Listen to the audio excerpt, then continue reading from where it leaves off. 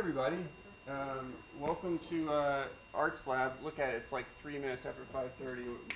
We're on it today. Welcome, I guess to tell you a little bit about Arts Lab, the restroom's down the hallway. You're getting ready to watch an artist talk. If you have your cell phones on, you might want to put them on silent. We appreciate it. If you need to use the restroom suddenly, or if you get scared of knives, you need to leave, the exits are clearly marked. We've got an incredible artist here today, Mendoza. And Neil was also nice enough to come in and set up this piece, Electric Knife Orchestra. You got to see it when you came in. We'll turn it back on again at the end. But it's not going to be running while he gives his artist talk. It's going to be a bit too much.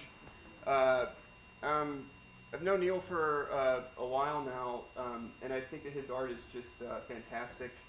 And there's a lot of people, I think it's like in new media stuff, sometimes it's about kind of hiding what's happening behind the scenes, but I feel like Neil just puts it all out there, and it's part of the joke, it's part of the humor, it's part of like just the incredible experience of seeing his work. I think it's wonderful, and he's going to walk us through his practice, and afterwards he's going to answer some questions for us. So thanks for joining us. Let's give a round of applause to Neil. Hey everyone. Is this microphone on? Yeah. Okay. Hey everyone, thanks for coming to Arts Lab, and thanks Stuart and Valerie and everyone else for making this happen. So yeah, as Stuart said, I'm going to talk to you a bit about my practice. So this talk is called Breaking the Frame. I like to use digital technology in my work, and a lot of the ways we interact with digital technology nowadays is through screens, and I want to get out of the screen. So I really love digital technology, but I don't like my whole experience being like Zoom calls, and I think COVID really kind of accelerated something that was already in process. Like a lot of our lives have become more and more and more digital. We're doing everything online. And even before COVID, people were mediating a lot of their experiences through digital tools. So here's a photo of supposedly people going to look at the Mona Lisa, but most of the people here are actually looking at their phones. They're kind of looking at a digital abstraction of the Mona Lisa. So digital tools are really amazing. I use them a lot in my practice. You can do anything with digital tools almost nowadays. You can make music, you can have sword fights, you can sculpt things in 3D. And so yeah, it's not just our everyday lives when we're experiencing the world, it's also our work lives are suddenly becoming more and more digital. And while this gives us amazing, powerful tools, it also removes a lot of nuance from our experience of the world. We evolved to interact and perceive the world in 3 dimensions, and now suddenly we're like channeling everything through like 2 different kinds of interactions, taps and clicks and mice, and it's kind of like our brains didn't evolve for that, and I think we've lost a lot of nuance in the way that we interact with the world through digital tools, despite how powerful and useful they are. There was a study in a scientific paper a while back where they looked at how much information people retained when they read a book on a Kindle versus a paper version, and they found out that if you read all your books on a Kindle, you retain less information. And for me, this makes perfect sense. It's again this kind of homogenizing your experience through digital tools. When you read a Kindle book, it's just the same piece of plastic, the same color, the same weight. Whereas when you read a paper book, it has it has a feel, it has a color, it has a smell, maybe a taste if you want to lick your book. But yeah, so I feel like in my work, I want to try and work out ways that we can use digital tools to engage all of people's senses rather than just swipes and taps and what you show people on a screen. So here's a piece of work by an artist I'm really into called Olafur Eliasson, and I think it illustrates the point I'm getting at really well. He brought some Arctic ice back to make a point about all of the ice melting, and it's like, this is pretty controversial, obviously, because the act of bringing Arctic ice back is in itself a polluting act. But I think it's really hard to make a point of what's actually happening in the world when everyone is kind of experiencing what's happening through the same homogenized medium. So you look at this and you see your email, and then you see the Arctic ice melting, and then you see your calendar, and everything just becomes homogenized. So that when people actually get to have a real physical experience of what ice melting is like, I think it's much more moving, and I think I hope that maybe as an artist he influenced some people to change their ideas about what it means for Arctic ice to be melting and climate changing.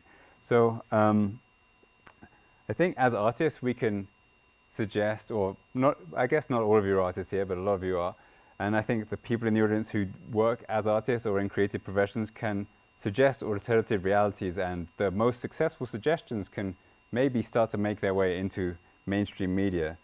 Here's a place in San Francisco called Dynamic Land, where they do a lot of research about different ways you can interact with computation in a more physical way. So they do like room scale computation. And I think it's really interesting as an artist or a designer not being so bound by commercial constraints. You can really start to explore ways to break out of the devices that are mainly in all our hands because they're easy to sell and easy to get us to stare at, rather than because they're necessarily the best thing for us as humans, having a human experience.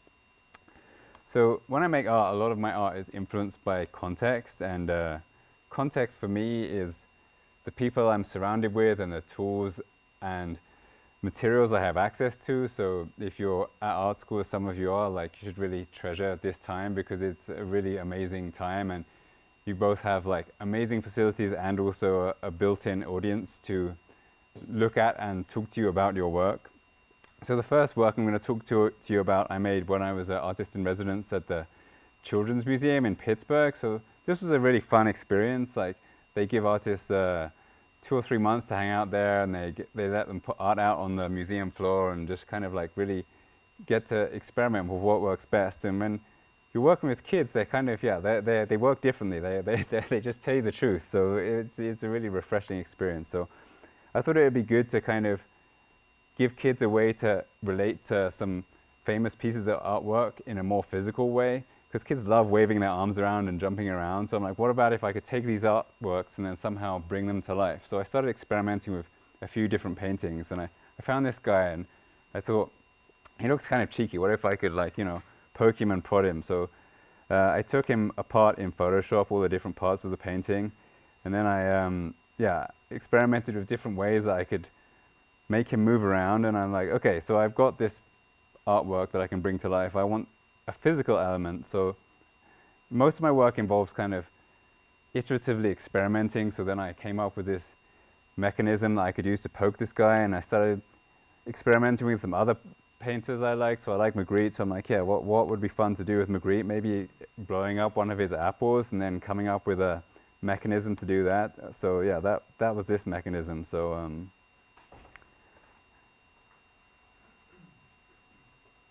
I guess with all of this stuff, you just kind of like experiment until something feels correct. So it's very iterative, my art practice, and this is what this final piece looked like.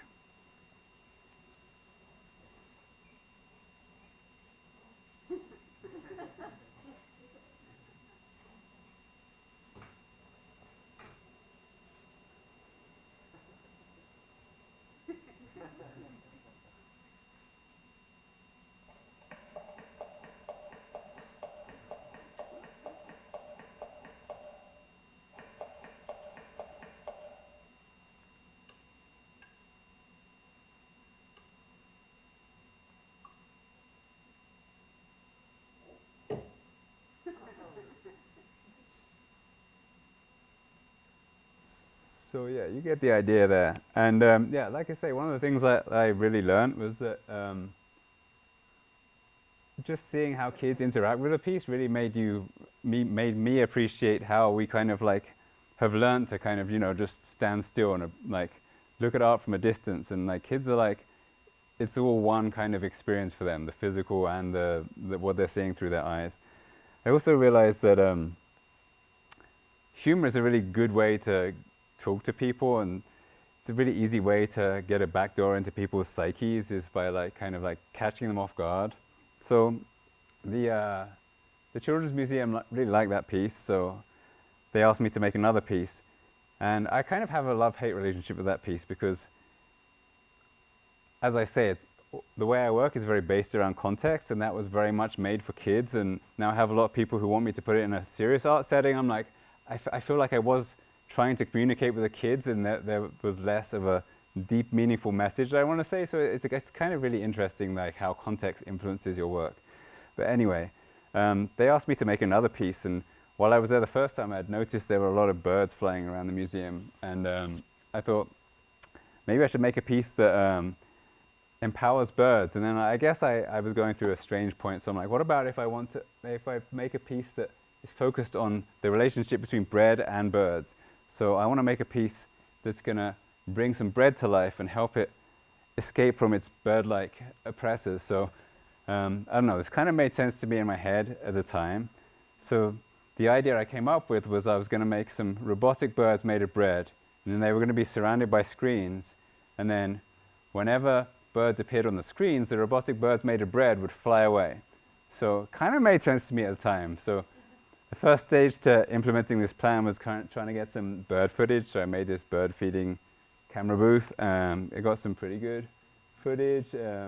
I learned that sparrows are kind of really mean. I got a lot of footage of sparrows kind of pecking each other. I'm like, yeah, they're not very nice. I got some other guys who wanted to get in on the act. I'm like, no, this isn't a piece about squirrels. This is a bird piece, sorry, guy. So the next task I had to do was work out how to make some robots out of bread. And it turns out bread is actually a terrible material to make robots out of. What I came up with in the end was kind of drying out the bread for a few days, then covering it in resin so it becomes like plastic, and 3D printing some joints to hold all the birds together. When I first started this project, I had grand ideas of becoming a master bird baker, but yeah, my baking skills were not great, it turned out. So it kind of the final bird designs turned out like this. So, and then yeah, I had to design some electronics to make them all work together. So these are little boards, and each of them communicates via Ethernet to a computer, and the computer tells them what to do, and then the board controls various stepper motors that make the birds go up and down and flap. So this is what it ended up like.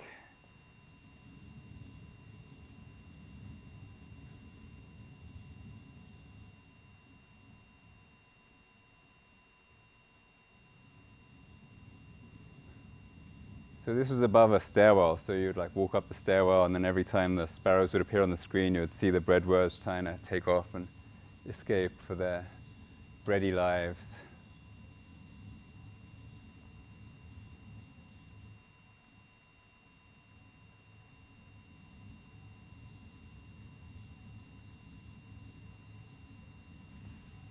So yeah, like I say, when I was making this at the beginning, I was like, I'm not sure if this is a good idea.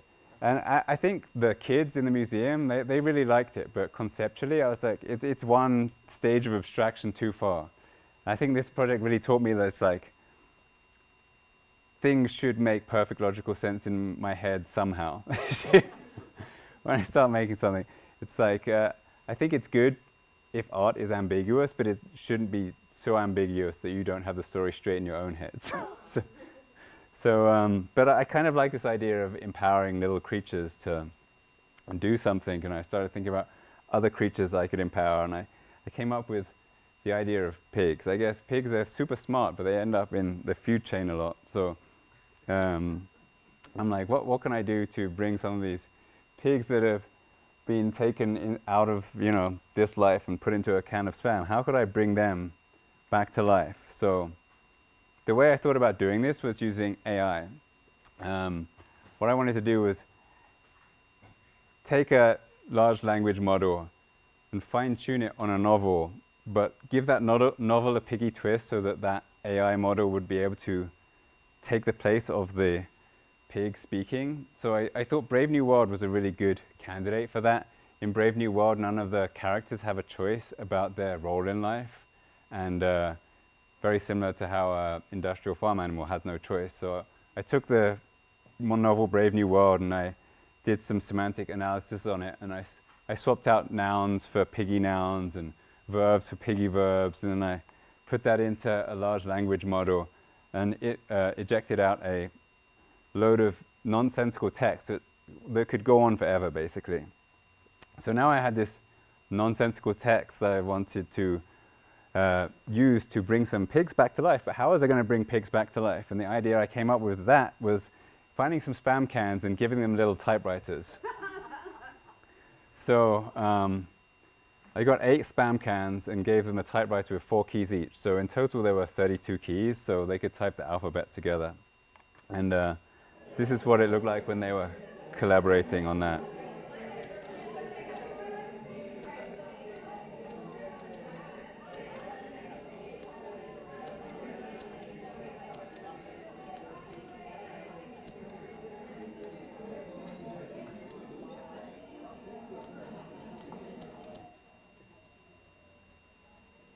oops. Anyway, I skipped that slide accidentally, but you get the idea. So, but they were pretty simple robots, and it's really interesting how, like, if you give people some hints about motion, they will use their affordance to kind of imagine, you know, these are what you're telling them there are. So I think that's a really beautiful thing about art. It's like people only need to be like slightly guided to an image you have in your head, and they'll fill in the rest themselves. And I think maybe sometimes it's good to leave gaps for people to fill in themselves. But yeah, I guess I was on this kind of tip now. It's like, okay, I liked bringing this bread back to life, and now these pigs, what else can I do in the small animal kingdom to help empower animals through art? And I came up with the idea of giving hamsters the ability to take selfies, because why should only humans be influencers? So at the time I was thinking about how to get hamsters to be able to take selfies, I was also thinking a lot about how we live in a crazy time. We have all of some of the world's information available to us at the touch of a button in our pockets. This is a piece by an artist called Michael Mandiberg, which was trying to illustrate that. He made a whole library for Wikipedia. It wasn't actually a library because that would have been a huge waste of space, but something to illustrate how much paper Wikipedia would take up if it was printed. And I was like getting really into this idea of encoding data in a more analog way.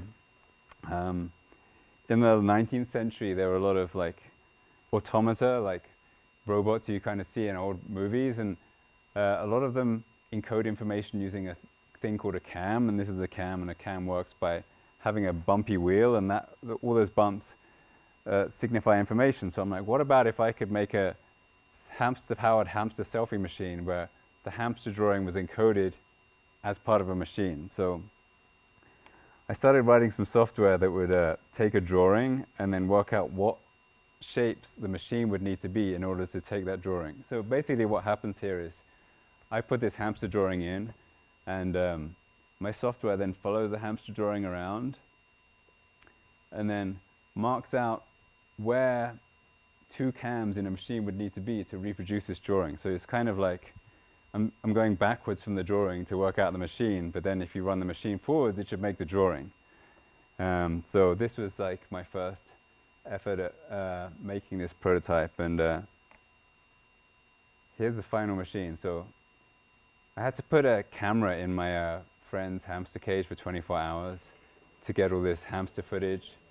And then I had to watch 24 hours of hamster footage, so that but luckily he got on the wheel a few times. But again, it's really interesting with affordance how people suddenly will kind of like buy into the illusion. I had like fully grown adults coming up to me and being like, isn't it mean to keep a hamster in this tiny artwork? I'm like, it's not a hamster, it's just a screen. But I actually had someone like write me an email saying he was going to report me, but I'm like, it's not my hamster, and the real hamster has lots of space to roam around. So yeah, so I gave the hamster the ability to kind of join social media and post selfies, and then afterwards I'm like, oh, maybe I've done a bad thing. Like, you know, I'm kind of forcing a hamster to get into my evil digital world. They've done like studies about like the influence on people's emotions since social media has been around, and it seems like a lot of the emotions that are in headlines since social media have been around has suddenly started to skew more and more negative, because once they had the data about how it makes people feel, they realized that people are more likely to click on things that are negative rather than positive. I mean, obviously in COVID we invented like a term for it, doom scrolling, and I think a lot of this is to do with now that all of our data is quantized, it can be shown to be like, this will make you spend more time on the internet or less time on the internet, or buy more stuff or buy less stuff. And it's like this polarization through data, I think it, you know, leads to polarization in everything in life. And I think one of the really beautiful things about being an artist is that we can see the world from a more nuanced perspective. We're not driven by these corporate constraints, which is like, I want you to buy more stuff, or I want you to. So, and I think that's what the next piece is about. Like, the industrialized world is like creating lots of pollution, creating climate change, you know, leading to wealth inequality, but also, you know, like we have less child poverty than we've ever had, there's less disease than we've ever had. So this next piece was an exploration of that. I made it during COVID, so there was a lot of weird stuff going through my head. You have this like crazy complex machine of society, and then suddenly COVID comes and like starts messing with the fine balance, and this guy has a midlife crisis and invades a country, and then inflation starts happening, and it's like, so society is kind of like, you know, a very fine, well-oiled machine when it's working properly, and it makes people's lives better. I mean, you can say there's obviously very positive things and very negative things about modern society, but generally our lives are much better than they were 200 years ago. So I wanted to make a piece that was a physical manifestation of how we got this like kind of finely tuned machine, but if anything gets a bit off balance, then it all starts to fall in on itself. And I got the opportunity to do that at this crazy church in Portugal, which again is kind of a sign of how society can be terrible. I mean, like they plunder all this gold from the new world, but then they build this crazy thing with it. And it's like, I guess there's a lot of contradictions in modern society, but being in this space, it made me want to make something that was a machine that would like be super fragile, but if it was working as it was intended, it would never, you would never experience the fragility played out. So I came up with the idea to make a kinetic sculpture out of hammers and light bulbs, where the hammers and light bulbs would narrowly miss each other and hopefully won't ever smash each other. So I started playing around with different motions that they could make. So I use open frameworks a lot. It's like a C++ kind of creative coding tool, and this is the kind of thing I came up with in the end. It would be like combining different frequencies of motion for each hammer and light bulb. So over the course of time, they kind of make waves of order and chaos. So this was the first prototype that I made, and only one light bulb got smashed during this prototyping period. This is what this piece looked like.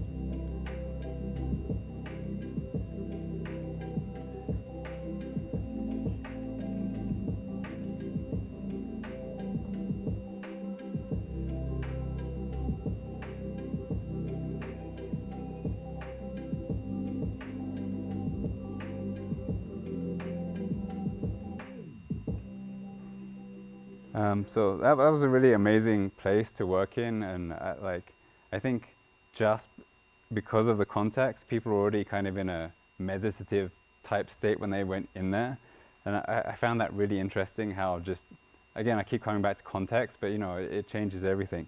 They did a study of like people who are Apple fanboys who go to the Apple store, and apparently the same circuits in their brain get triggered as like religious people who go into a church, and it's like, yeah.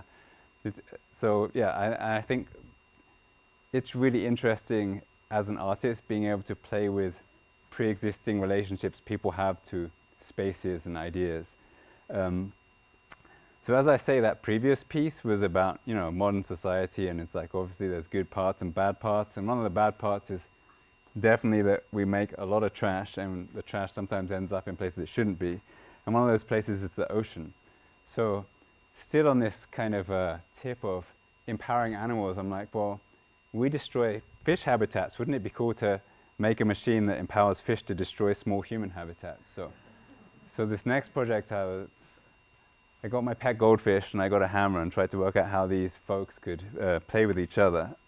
So when I started thinking about this project, I decided I wanted this hammer to move in a semicircular fashion around a semicircular fish tank, and there's no need for this. It could have just been a straight fish tank and a rectangular fish tank and a straight track, but I think sometimes when you're an engineer, you like making stuff more complicated than it needs to be just to see if you can do it. At the time I was making this, I was doing a residency at Autodesk in San Francisco, and they had this crazy machine called a water jet cutter that lets you cut through glass or marble or metal. So I designed this kind of semicircular track in a CAD program and cut it on their crazy machine. And this was a prototype of my fish hammer actuation device. And then I guess I had access to these crazy tools, so I cut everything out of metal because it's a very cool tool, and I wish I had one. And then, yeah, this is what assembling it looked like. So I'd worked out how I was going to make my hammer go around, but I still needed to collaborate with Smashy, the fish. So this is Smashy. I hung out with Smashy a lot and realized that he was really bright orange, and so an easy way to make Smashy be able to control the hammer would be to get a color of gravel that would contrast with the color of Smashy. So that would make it really easy for me to do computer vision and do background subtraction, and then let the position of Smashy in the fish tank control the hammer. This was a few years ago. Now you could probably just do it with AI and kind of like get it to draw a little box around Smashy. But so anyway, we got Smashy and we got the hammer working. So this is what it looked like in the end.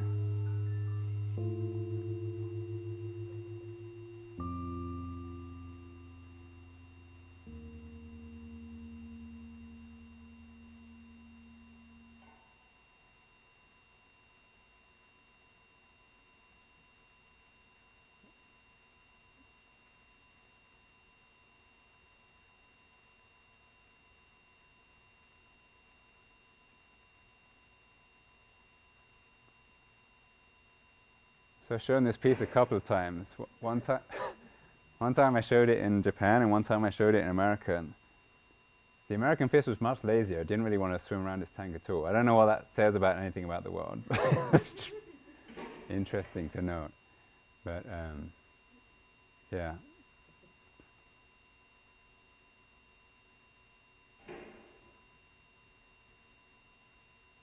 Bit of hammer cam footage there. So you get the idea.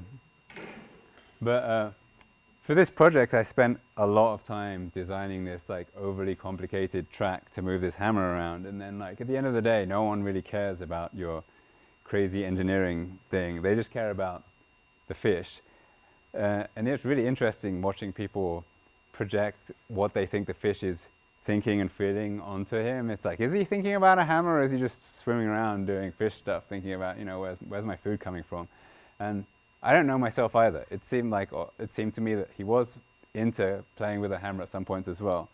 But it's impossible to know. And fish can be smart. They can be like trained. After becoming a goldfish owner, I learned you can get these kids to train goldfish to do lots of sports. And I don't know.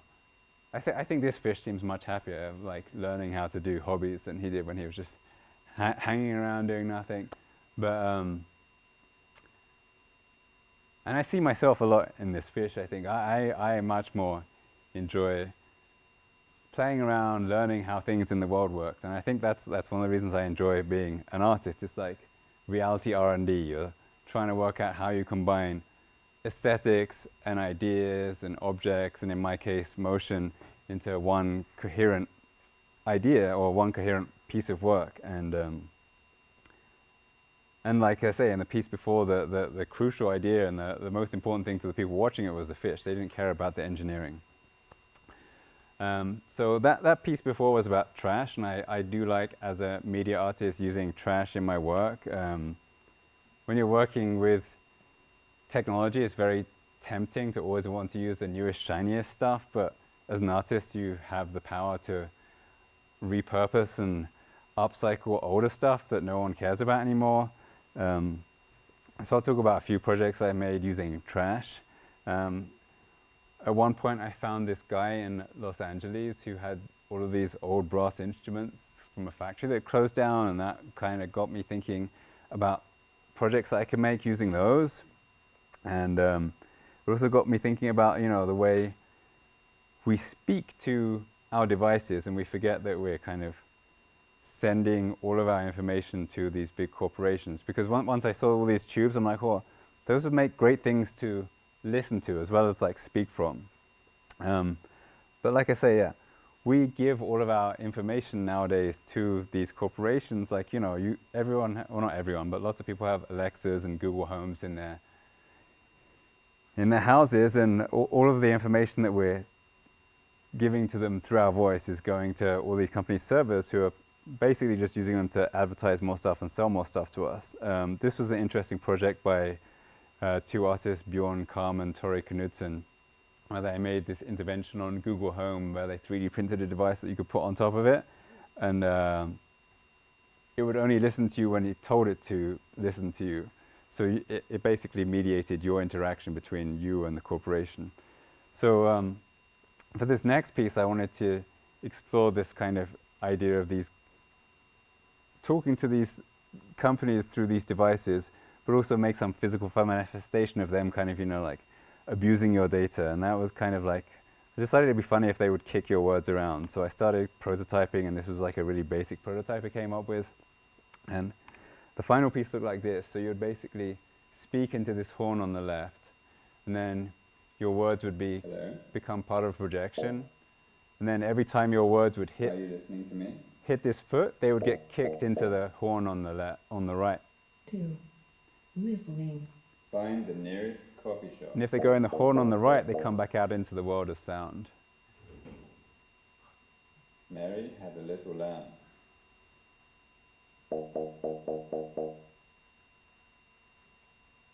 Had.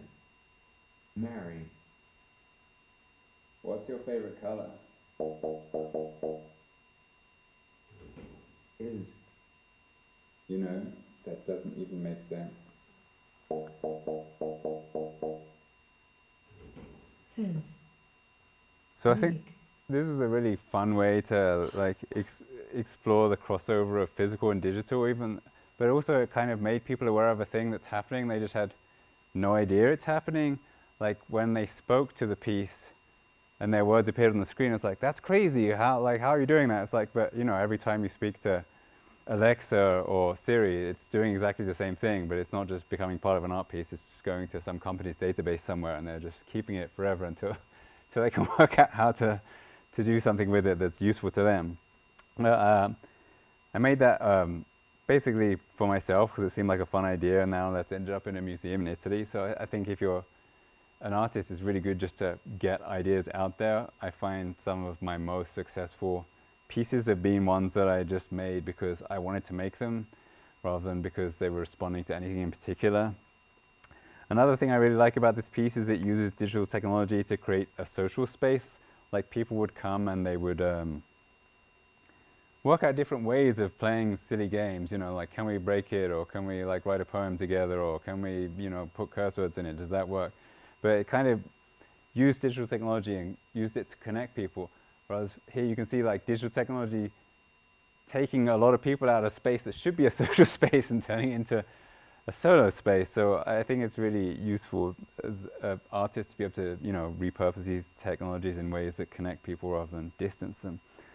And so that piece, as I say, was inspired originally by these horns I found. And another chance I got to make art with trash was when I did an artist residency at a place called Ecology in San Francisco. So Ecology is basically like the rubbish dump, and they have an artist residency where you get to hang out there for a few months and take trash from the place where people drop off their trash. So not like the gross food stuff. It's like you go where people drop off TVs and beds and stuff. And this was my studio there after, that's after 2 weeks. I collected a lot of trash. There's a lot of crazy stuff there. And it's a really interesting way of working, just responding to whatever junk you find. It's kind of stressful as well. You want to like go into the studio and make art, but you know that the whole time you're in the studio, you're missing amazing stuff that people are dropping off there. And they get these kind of big earth movers and just crush it into a pile. So if you're not there when it gets dropped off, you're like, it's gone. So it's like, it was a kind of like a very sobering, but also amazing experience. So one of the things I found in this trash, was this mirror. And I thought it was really cool. And I started to think about things that I could do with it. And I started thinking about, what about vanity mirrors? And I'm like, no, wait a minute, what about an anti-vanity mirror? About like something that would like not let you look at yourself. It seemed like it was be something that was very useful in the age of selfies. So the idea I came up with was to make a mirror that ran away from you. So to bring it to life, I had to work out how to make it move with trash I found, and one of the things I found in the trash was a 3D printer. So this is like San Francisco, so it's like really crazy, the stuff that people throw in the trash. So a 3D printer has like 3 axes of movement, and I only needed 1 axis of movement, so I like chopped it in half and made a 1D printer, and then hacked its firmware, and yeah, this is what this piece looked like.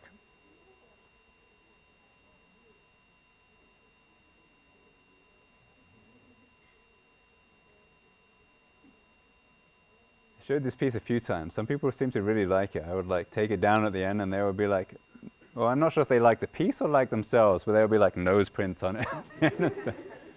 But yeah, it was definitely an interesting challenge trying to make all this stuff out of trash. But like, luckily it was San Francisco and people threw away everything from microcontrollers to laptops. And so, yeah, I don't know if I would have been so lucky in other locations. So another thing I found in the trash was all this kind of crazy faux wood furniture, and I thought, wouldn't it be cool to make a whole like musical faux wood kind of living room and bring it to life with music? So every living room, I guess, needs a TV. So I found this old TV, and I thought I'm gonna smash up the old TV and then put a monitor in it. And it's going to look like an old TV, but it just looked like a smashed up old TV with a monitor in it. I'm like, okay, that's not going to work. Then I found this actually functioning old TV. So I brought that to life. I found this old pair of shoes. I'm like, how can they make some noise? So, so yeah, I found some like solenoids from till registers to pull them up and down. I found this pile of National Geographics, which obviously seemed like a great candidate to turn into a percussive instrument. So I like chopped them up with a saw and put some solenoids in them.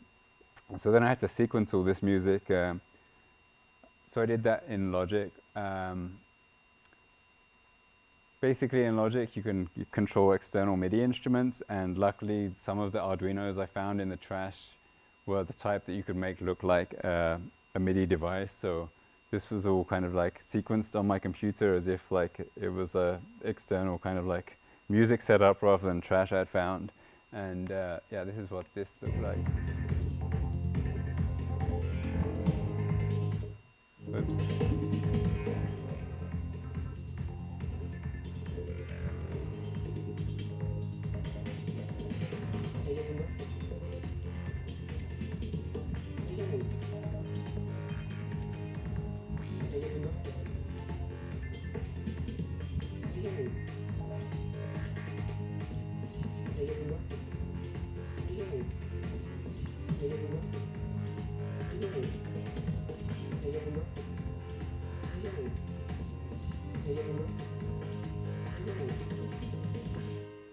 Take an umbrella, take a raincoat, you'll probably need it.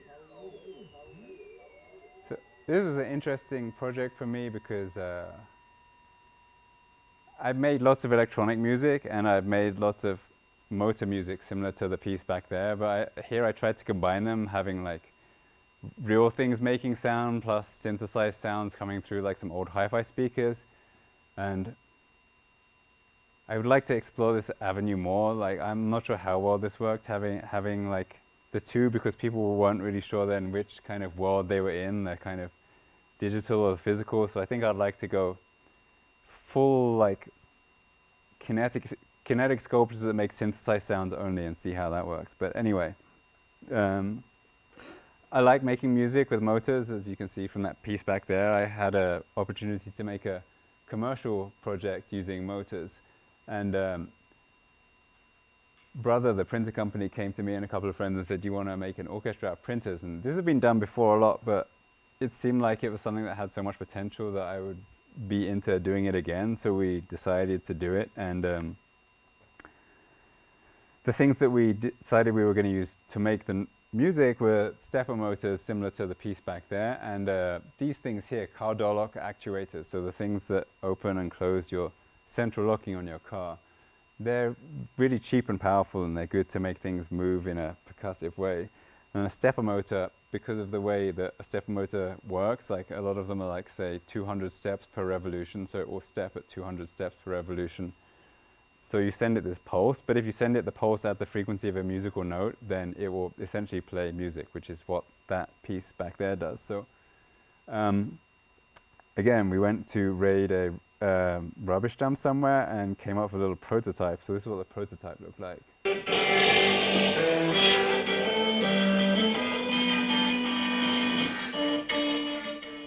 Ow.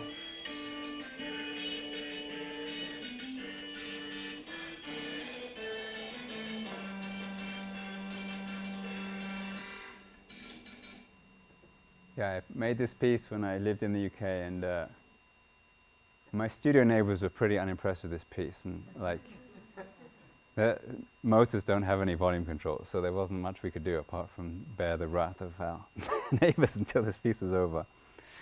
So yeah, again, we designed a printed circuit board to make this come to life, and it was similarly programmed to the piece before in Logic, but it was really interesting because this was quite a big project, and so we wanted to make a lot of different instruments, so we didn't know how all the instruments were gonna sound until the day. We were kind of like had lots of fit-in MIDI instruments that we thought would sound like them, but we weren't really sure how it was going to sound until the day. And I think it's going to be really loud, this next slide, so hopefully not.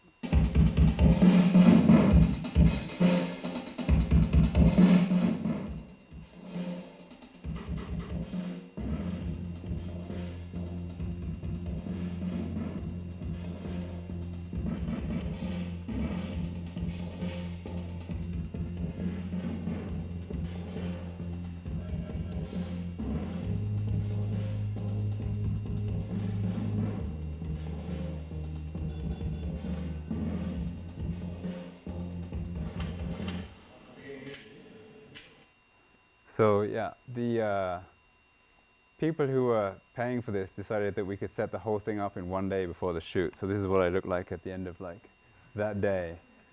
But it all came together in the end, and now I'm going to play probably another very loud slide.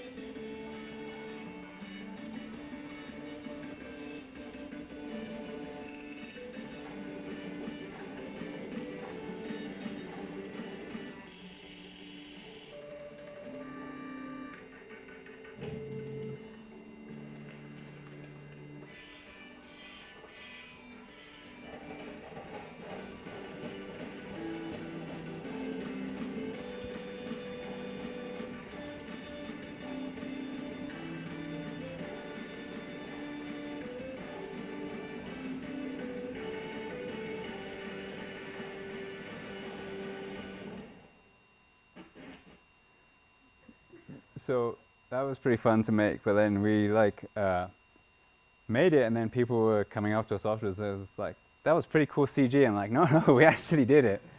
And we like tried to get the advertising agency to give us money to do an actual exhibit, and they were like, no, we didn't budget for that. So I think it's really important to explore ideas to their full potential. Like, make sure you like make the most of the stuff you make. But yeah, I think that was one of my first motory type projects, and I got pretty into this whole motor thing, as you can see from this knife orchestra back here. But straight after I made that, I started thinking about other things that I could bring to life with motors and make music. So I was like looking around a flea market, and I found a My Little Pony. So I'm like, that would be fun to make into a little music machine. So I built the Ponytron. So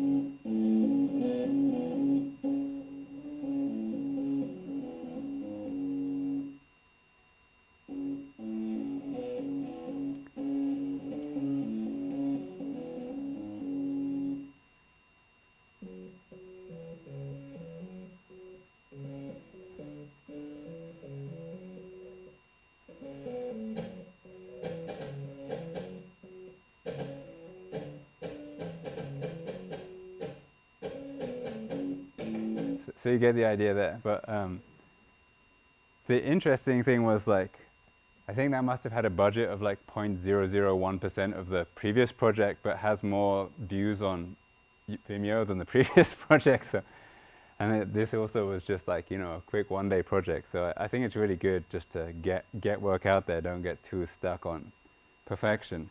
So I think that's the last project I want to talk about. I want to leave you with a quote from Oscar Wilde that says, "Life imitates art far more than art imitates life." And any of you who are in the audience who are artists or designers, I think we underestimate the potential we have to kind of influence the way the world is going. People base their whole kind of like worldview on, a lot of it's on fiction and art they see, on movies and books they read, and like, and that can be bad as well. For instance, like it seems like a lot of the Silicon Valley tech bros now are basing their vision of the future on sci-fi novels that are meant to be dystopian. They're like, yeah, that's a great idea. So yeah, I think as artists, it's good to also not always make, you know, doom art, make utopian art, make things that people can aspire to, make them excited. And yeah, I think it's great to share stuff as an artist as well. I shared how to make the Jacob's ladder that you can see at the back there on Instructables. Yeah, it's probably the only Instructable that could let you electrocute and stab yourself at the same time if you weren't careful. And yeah, you can find my code on GitHub. And yeah, thank you for listening to me.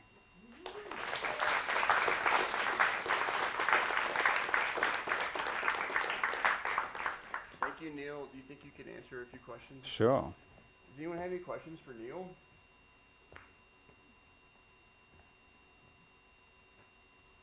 Go, Jared. You recently moved to Albuquerque.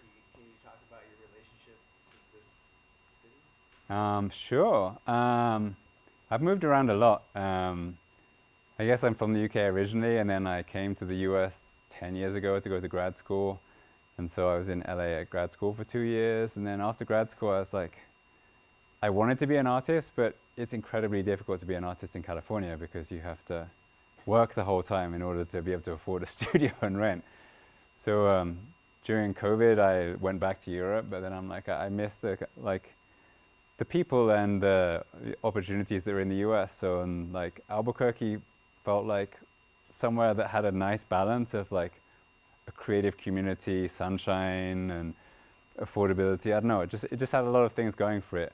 And yeah, I've been here 2 years now, which is like a long time for me. So I'm happy to be here, and I'm meeting more and more creative, interesting people, like, you know, every month. So I'm psyched, and it seems like there's other interesting creative people coming here as well. You know, it's got a special energy to it. So yeah. Did you have a question here? Yeah, I'm just wondering, like, what led you to the knives? Like, why knives?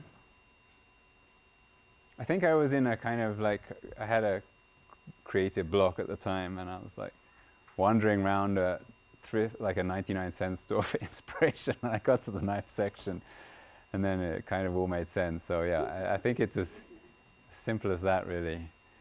I mean, I think that's a lot of time with art. You're trying to bring together disparate ideas into a cohesive whole that makes sense to you and you think is something worth saying. And yeah, it's interesting trying to work out where you bring those different influences in from. And I think it's also very dangerous as a digital artist. It's very easy to sit in front of a computer and be like, give me inspiration, when it's like, it doesn't really work like that. So yeah. What brought you to I guess my feelings during making the piece, it's like, I hope these 12,000 volt knives don't kill me. Yeah. You had a comment at the end of your piece. You said about sci-fi novels. I'm curious you are for them or you're not for them in terms of them connecting to the art field?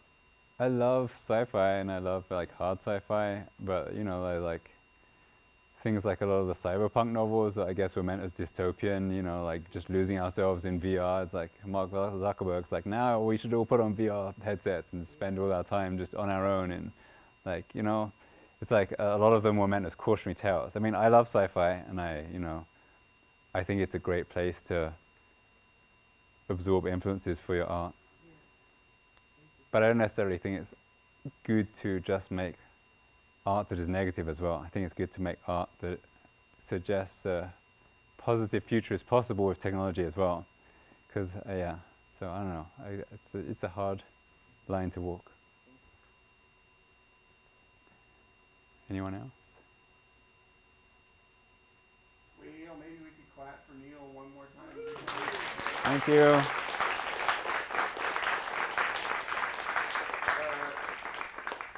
Please come back again to Arts Lab December 5th for Jared. Tarbell's going to be here giving a talk. And we got the BAIA capstone here in a couple weeks. And also just reach out if you're interested in other things that are happening at Arts Lab. Follow us online, social media, and what have you. Neil, do you want to turn this thing back on again? Maybe Sure. we can check it out. And then, Thanks for coming, everyone. thank you. Everybody. Appreciate it.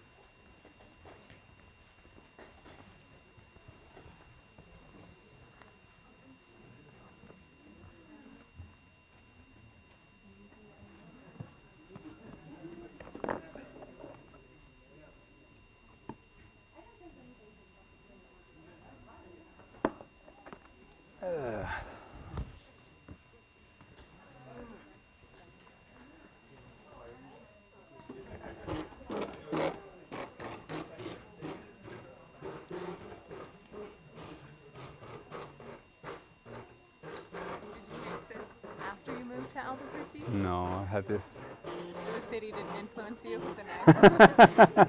I think it'd probably be guns if it was Albuquerque.